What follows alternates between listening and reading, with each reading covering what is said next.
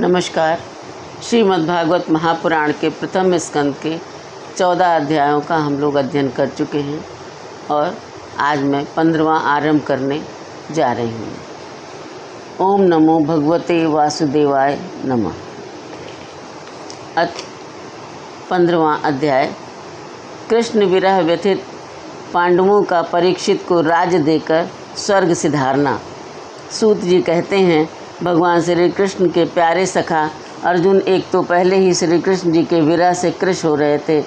उस पर राजा युधिष्ठिर ने उनकी विषादग्रस्त मुद्रा देखकर उसके विषय में अनेक प्रकार की आशंकाएं करते हुए प्रश्नों की झड़ी लगा दी। शोक से अर्जुन का मुख और हृदय कमल सूख गया था, चेहरा फीका पड़ गया था। वे उन्हीं भगवान श्री कृष्ण के ध्यान में ऐसे डूब रहे थे कि बड़े भाई के प्रश्नों का कुछ भी उत्तर न दे सके। श्री कृष्ण जी की आंखों से ओझल हो जाने के कारण वे बढ़ी हुई प्रेम जनित उत्कंठा के परवश हो रहे थे। रथ हाँकने, टहलने आदि के समय भगवान ने उनके साथ जो मित्रता, अभिन्न हृदयता और प्रेम से भरे हुए व्यवहार किए थे, उनकी याद पर याद आ रही थी।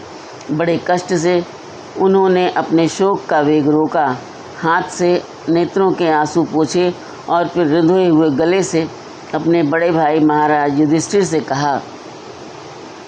अर्जुन बोले, महाराज, मेरे ममेरे भाई अथवा अत्यंत घनिष्ठ मित्र का रूप धारण कर श्री कृष्ण ने मुझे ठग लिया। मेरे जिस प्रबल पराक्रम से बड़े बड़े देवता भी आश्चर्य में डूब जाते थे, उसे श्री कृष्ण ने मुझसे छीन लिया।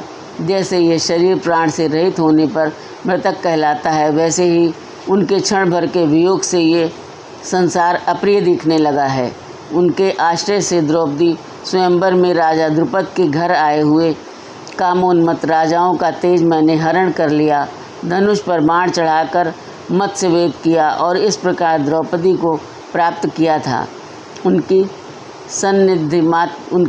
सन्निधि मात्र से मैंने समस्त देवताओं के तथा इंद्र को अपने बल से जीतकर अग्निदेव को उनकी तृप्ति के लिए खांडव वन का दान कर दिया और मैदानों की निर्माण की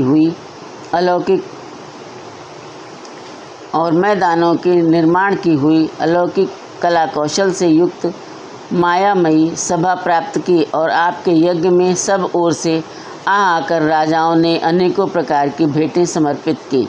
10,000 हाथियों की शक्ति और बल से संपन्न आपके इन छोटे भाई भीमसेन ने उन्हीं की शक्ति से राजाओं के सिर पर पैर रखने वाले अभिमानी जरासंध का वध किया। तदंतर उन्हीं भगवान ने उन बहुत से राजाओं को मुक्त किया जिनको जरासंध ने महाभैरव यज्ञ में बलि चढ़ाने के लिए बंदी बना रखा था।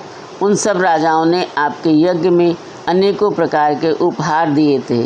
महारानी द्रौपदी राजसूय यज्ञ के महान अभिषेक से पवित्र हुए अपने उन सुंदर केशों को, जिन्हें दुष्टों ने भरी सभा में छूने का साहस किया था, बिखेर कर तथा आंखों में आंसू भरकर जब श्री कृष्ण जी के चरणों में गिर पड़ी, तब उन्होंने उसके सामने उसके उस घोर अपमान का बदला लेने की प्रतिज्ञा करके उन धूर्तों की स्त्रियों की ऐसी दशा कर दी कि वे विधवा हो गई और उन्हें अपने केश अपने हाथों से खोल देने पड़े।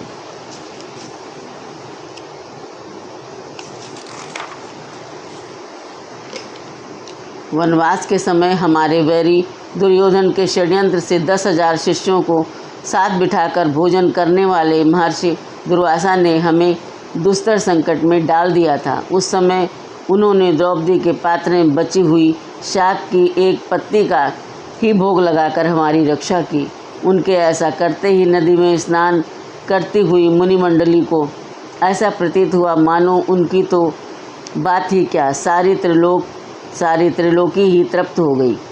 उनके प्रताप से मैंने युद्ध में पार्वती सहित भगवान श्री शंकर जी को आश्चर्य में डाल दिया तथा उन्होंने मुझको अपना पाशुपत नामक अस्त्र दिया। साथ ही दूसरे लोकपालों ने भी प्रसन्न होकर अपने अपने अस्त्र मुझे दिए। और तो क्या, उनकी कृपा से मैं इसी शरीर से स्वर्ग में गया और देवराज इंद्र की सभा में उनके बराबर आधे आसन पर बैठने का सम्मान मैंने प्राप्त किया।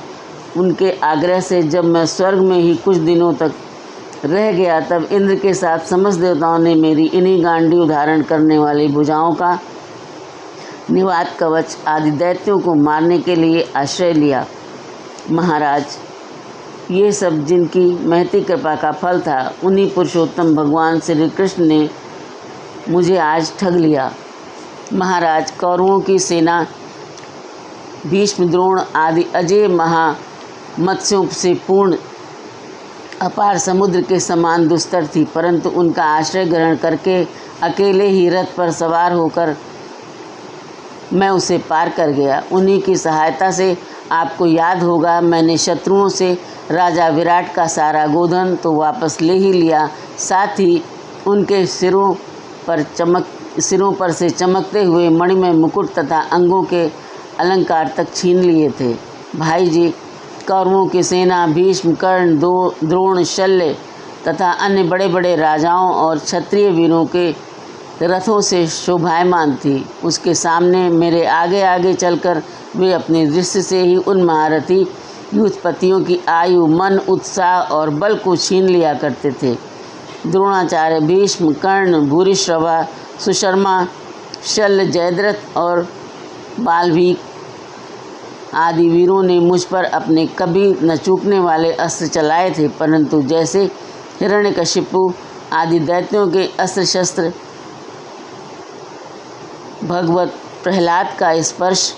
भक्त प्रहलाद का स्पर्श नहीं करते थे, वैसे ही उनके शस्त्रास्त्र मुझे छू तक नहीं सके। ये श्री कृष्ण के भुजादंडों की छत्रछाया में रहने का ही प्रभाव था। श्रेष्ठ पुरुष संसार से मुक्त होने के लिए जिनके चरण कमलों का सेवन करते हैं, अपने आप तक को दे डालने वाले उन भगवान को मुझ दुर्बुद्धि ने सारथ तक बना डाला। आहा, जिस समय मेरे घोड़े थक गए थे और मैं रथ से उतरकर पृथ्वी पर खड़ा था, उस समय बड़े बड़े महारथी शत्रु भी मुझ पर प्रहार न कर सके, क्योंकि श्री कृष्ण के प्रभाव से उनकी बुद्धि मारी गई थी। महाराज, माधव के उन्मुक्त और मधुर मुस्कान से युक्त विनोद भरे एवं हृदय स्पर्शी वचन और उनका मुझे पार्थ, अर्जुन, सखा, कुरुनंदन आदि कहकर पुकारना मुझे याद आने पर मेरे हृदय में उथल पुथल मचा देते हैं। सोने, बैठने, टहलने और अपने संबंध में बड़ी बड़ी बातें करने तथा भोजन आदि करने में हम प्रायः एक साथ रहा करते थे। किसी दिन मैं व्यंग से उन्हें कह बैठता, मित्र, तुम तो बड़े सत्यवादी हो। उस समय भी वे महापुरुष अपने महानुभावता के कारण जैसे मित्र अपने मित्र का और पिता अपने पुत्र का अपराध सह लेता है, उसी प्रकार मुझ दुर्बुद्धि के अपराधों को सह लिया करते थे। महाराज, जो मेरे सखा प्रिय मित्र नहीं मेरे हृदय ही थे, उन्हीं पुरुषोत्तम भगवान से मैं रहित हो गया हूँ।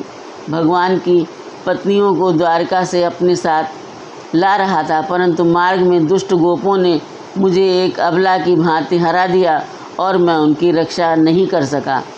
वही मेरा गांडीव धनुष है, वे ही बाण हैं, वही रथ है, वही घोड़े हैं, वही मैं रथी अर्जुन हूँ, जिसके सामने बड़े बड़े राजा लोग सिर झुकाया करते थे। श्री कृष्ण के बिना ये सब एक ही क्षण में नहीं के समान सार शून्य हो गए। ठीक उसी तरह जैसे भस्म में डाली हुई आहुति, कपट भरी सेवा और ऊसर में बोया हुआ बीज व्यर्थ हो जाता है। राजन, आपने द्वारकावासी अपने जिन सुहृद संबंधियों की बात पूछी है, वे ब्राह्मणों के शापवश मोहग्रस्त हो गए हैं और वारुणी मदिरा के पान से मदोन्मत्त होकर अपरिचितों की भांति आपस में ही एक दूसरे से भिड़ गए और घूंसों से मारपीट करके सबके सब नष्ट हो गए। वन में उनमें केवल 4-5 ही बचे हैं। वास्तव में ये सर्वशक्तिमान भगवान की ही लीला है कि संसार के प्राणी परस्पर एक दूसरे का पालन पोषण भी करते हैं और एक दूसरे को मार भी डालते हैं। राजन, जिस प्रकार जलचरों में बड़े जंतु छोटों को, बलवान दुर्बलों को एवं बड़े और बलवान भी परस्पर एक दूसरे को खा जाते हैं, उसी प्रकार अतिशय बली और बड़े यदुवंशियों के द्वारा भगवान ने दूसरे राजाओं का संहार कराया। तत्पश्चात यदुवंशियों के द्वारा ही एक दूसरे से यदुवंशी का नाश करा के पूर्ण रूप से पृथ्वी का भार उतार दिया। भगवान श्री कृष्ण ने मुझे जो शिक्षाएं दी थी वे देश काल और प्रयोजन के अनुरूप तथा हृदय के ताप को शांत करने वाली थी। स्मरण आते ही वे हमारे चित्त का हरण कर लेती हैं। सूत जी कहते हैं, इस प्रकार प्रगाढ़ प्रेम से भगवान श्री कृष्ण जी के चरण कमलों का चिंतन करते करते अर्जुन की चित्तवृत्ति अत्यंत निर्मल और प्रशांत हो गई।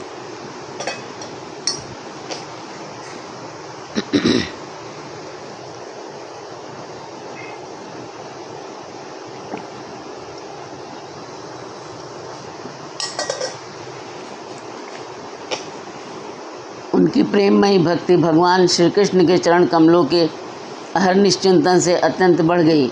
व्यक्ति के वेग ने उनके हृदय को मत कर उससे सारे विकारों को बाहर निकाल दिया।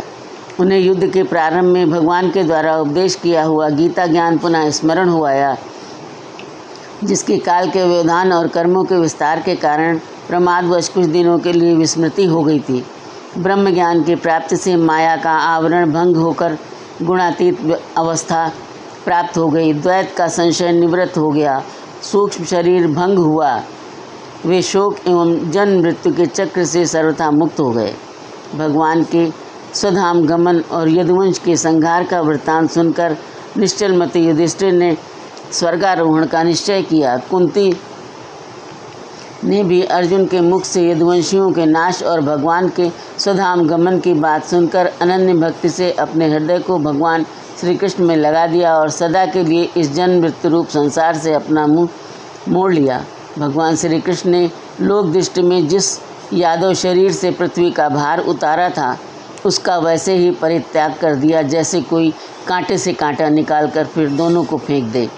भगवान की दृष्टि में दोनों ही समान थे। जैसे वे नट के समान मत्स्य आदि का रूप धारण करते हैं और फिर उनका त्याग कर देते हैं, वैसे ही उन्होंने जिस यादव शरीर से पृथ्वी का भार दूर किया उसे त्याग भी दिया। जिनकी मधुर लीलाएं श्रवण करने योग्य हैं, उन भगवान श्री कृष्ण ने जब अपने मनुष्य के से शरीर से इस पृथ्वी का परित्याग कर दिया, उसी दिन विचारहीन लोगों को अधर्म में फंसाने वाला कलयुग आधमका।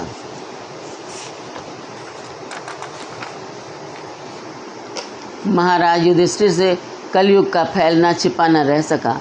उन्होंने देखा देश में, नगर में, घरों में और प्राणियों में लोभ, असत्य, छल, हिंसा आदि अधर्मों की बढ़ती हो गई है।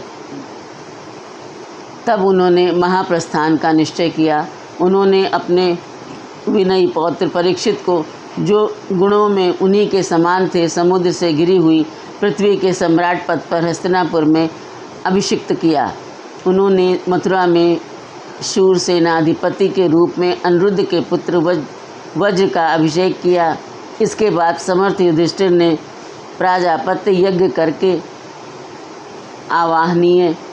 आहवनीय आदि अग्नियों को अपने में लीन कर दिया, अर्थात गृहस्थाश्रम के धर्म से मुक्त होकर उन्होंने संन्यास ग्रहण किया। युधिष्ठिर ने अपने सब वस्त्राभूषण आदि वहीं छोड़ दिए एवं ममता और अहंकार से रहित होकर समस्त बंधन काट डाले। उन्होंने दृढ़ भावना से वाणी को मन में, मन को प्राणों में, प्राण को अपान में और अपान को उसकी क्रिया के साथ मृत्यु में तथा मृत्यु को पंचभूत में शरीर में लीन कर लिया। इस प्रकार शरीर को मृत्यु रूप अनुभव करके उन्होंने उसे त्रिगुण में मिला दिया। त्रिगुण को मूल प्रकृति में, सर्व कारण रूपा प्रकृति को आत्मा में और आत्मा को अविनाशी ब्रह्म में विलीन कर दिया। उन्हें यह अनुभव होने लगा कि ये संपूर्ण दृश्य प्रपंच ब्रह्म स्वरूप है। इसके पश्चात उन्होंने शरीर पर चीर वस्त्र धारण कर लिया, अन्न जल का त्याग कर दिया, मौन ले लिया और केश खोलकर बिखेर दिए। वे अपने रूप को ऐसा दिखाने लगे जैसे कोई जड़ उन्मत्त या पिशाच हो। फिर वे बिना किसी की बाट देखे तथा बहरे की तरह बिना किसी की बात सुने घर से निकल पड़े। हृदय में उस पर ब्रह्म का ध्यान करते हुए, जिसको प्राप्त करके फिर लौटना नहीं होता, उन्होंने उत्तर दिशा की यात्रा की, जिस ओर पहले बड़े बड़े महात्मा जन जा चुके थे। भीमसेन, अर्जुन और युधिष्ठिर के छोटे भाइयों ने भी देखा कि अब पृथ्वी में सभी लोगों को अधर्म के सहायक कलयुग ने प्रभावित कर डाला है, इसलिए वे भी श्री कृष्ण चरणों की प्राप्ति का दृढ़ निश्चय करके अपने बड़े भाई के पीछे पीछे चल पड़े।